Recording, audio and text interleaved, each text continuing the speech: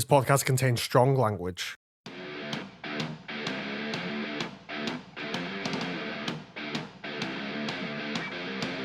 Hello everybody, it's me, Ryan, your favourite Bonello Blank Blank, and today I was thinking, as I often do, about the annoyances of content creation. We're gonna swing it right back to familiar territory. We had a little bit of a break last week with talking about old games, but today we are back into the content creation rants because, I mean, at the end of the day, it's what I do, and it's something, especially in these sort of early days of making We Sell Plants and branching out into, I say early days, we've been trying to go at this for nearly 5 years now, but like we've really locked in, focused in on what we want to do. We've got plans, everything is being set in motion, and unlike 5 years ago, I'm talking to a lot of creators now. You know, I'm part of some fantastic communities and I've got to meet some lovely people. And, you know, people talk, people have a lot of the same problems. And I experienced one today, not firsthand,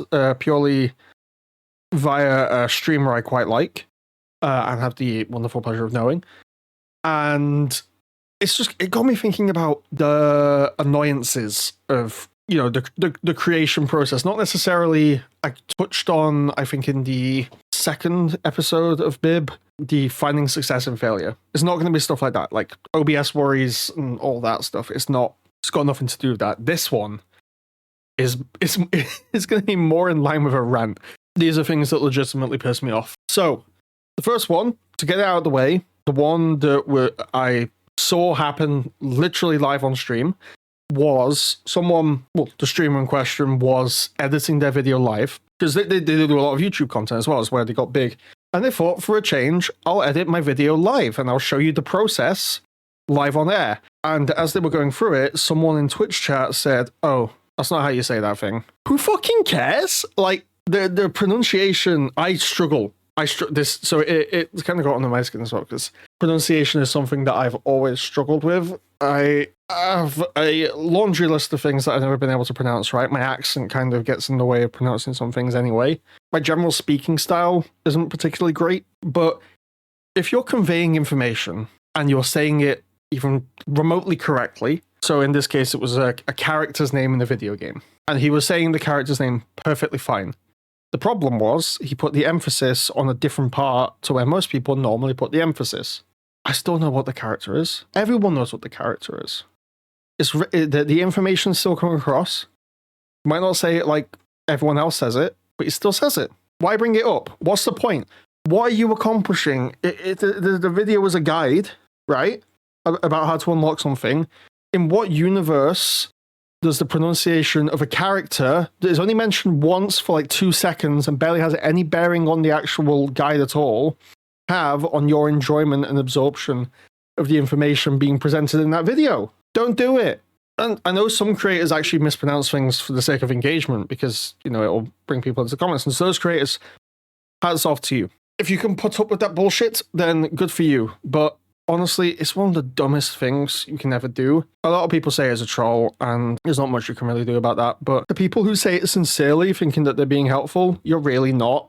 It's just annoying. So the next thing, one that's more relevant to me and what I'm doing, because what I do with We Sell Plants is a group effort at the end of the day. It's not just me. This podcast is the only thing in development that is purely 100% me. Everything else has a lot of moving parts. It's got a lot of people involved. And one of the worst aspects of content creation for a lot of people is goddamn organization. And I know there's not really much you can do about it. People live lives, sure. And I can't ask any, you know, like what people do for me is incredible. And I couldn't ask any more of them anyway. But man, I don't know how some creators do it. I don't know how, like, you look back, I've brought them up a lot before. But if you look back at the early days of the Yogscast with Shadow of Israel and everything, before they got big, I have no bloody clue how they were managing to organize getting together and making so many videos, because they were like daily uploads, I think, for the original Minecraft series. How were they organizing that? I'm trying to plan something of a similar vein, and like we're getting close to it now, and I think I can do it, and I think I know how I'm doing it, but the logistics behind it are just terrifying. I guess like they focused primarily on just 2 of them for a while, but like once you got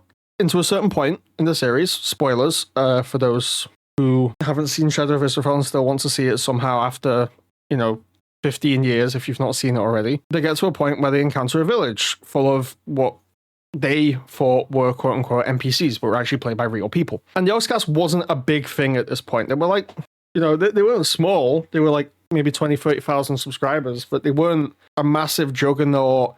This is our actual income kind of thing. So I don't know how they just managed to organize that many people on a consistent basis. It's genuinely incredible. And it's just one of the trials and tribulations that I'm trying to overcome. I guess in a way, it works out for me, because if nothing else, I can say on my CV now that I've been great as like a producer, organizing events and planning time slots and this, that, and the other. So it's been fine for that. But man, I know that there's a certain lovely, amazing person who listens to this podcast, who co-hosts their own podcast, and they'll know exactly what I mean. That it's really hard to try and find the time to consistently have a go at this, because life gets in the way, and it's not ever like something that you can resent people for, because they are entitled to live their own lives and everything. But it does put things just sort of like, you lose momentum, or you question like, can I commit to this, or is this something that I need to like just put on standby for a bit because I don't know if it's even going to be able to be done. So yeah,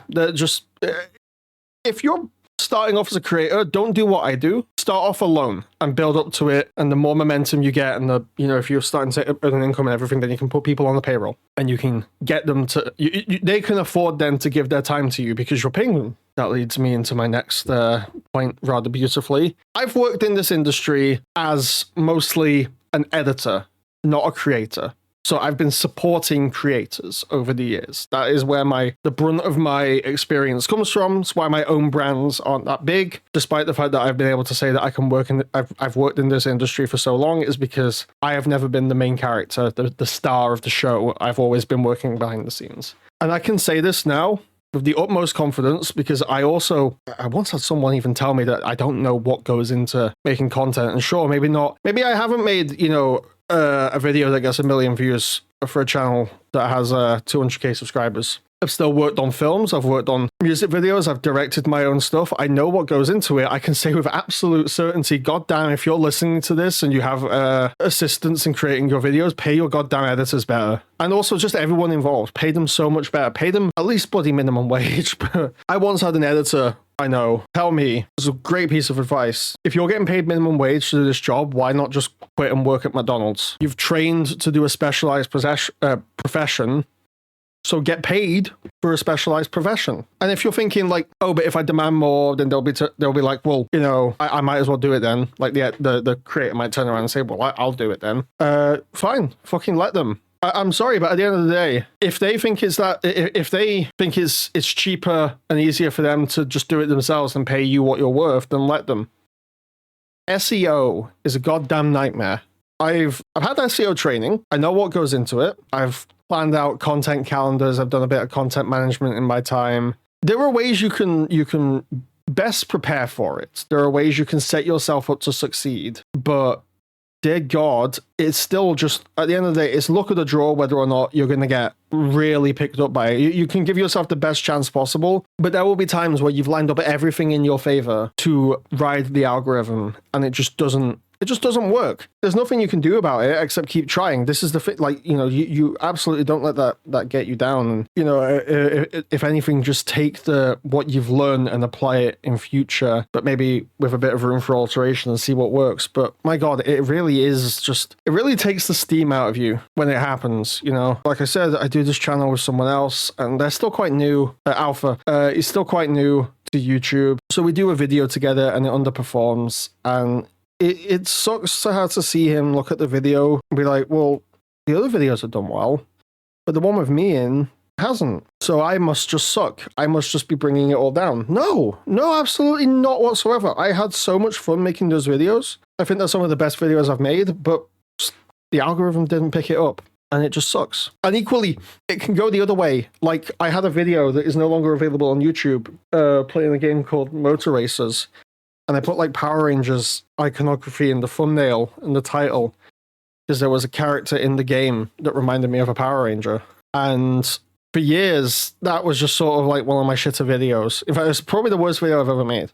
And it just sort of lay there, unspectacular. with the rest of my videos from 2017. And then one day, for some reason, I don't know why, because there have been multiple like Power Rangers reboots between me making that video and when this happened, but presumably around the sort of off season when they're hyping up a new Power Rangers, it fucking exploded. It went from like maybe 100, 200 views. No, not even that, like maybe 70, 80 views. To about 20,000. There is no rhyme or reason for that to have happened. It just randomly got picked up and thrown around by the algorithm, and I don't.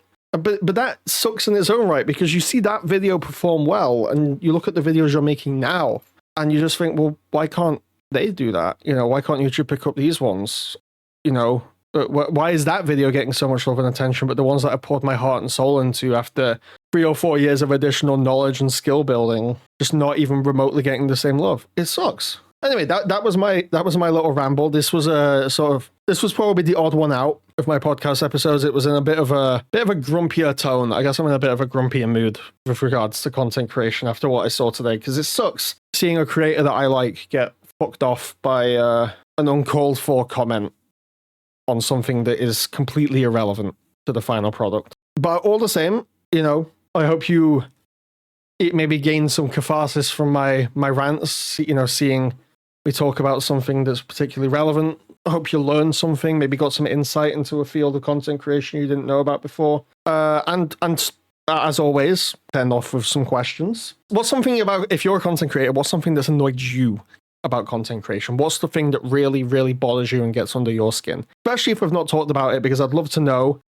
just, you know, if only to be able to avoid it in future myself, or it may well have happened to me and I may well be able to, you know, sympathize and empathize with it. Yeah, it's a rough ride. So as always, you can send those questions to me at the email wesellplantsmanagement@gmail.com with the title Bone Idol question, or leave it in the comments of your podcast platform of choice. Thank you so much for tuning in this week. We'll be back with another episode next week, and I hope you're having a lovely day, morning, evening, or night wherever you are. I'll see you next time. Bye-bye.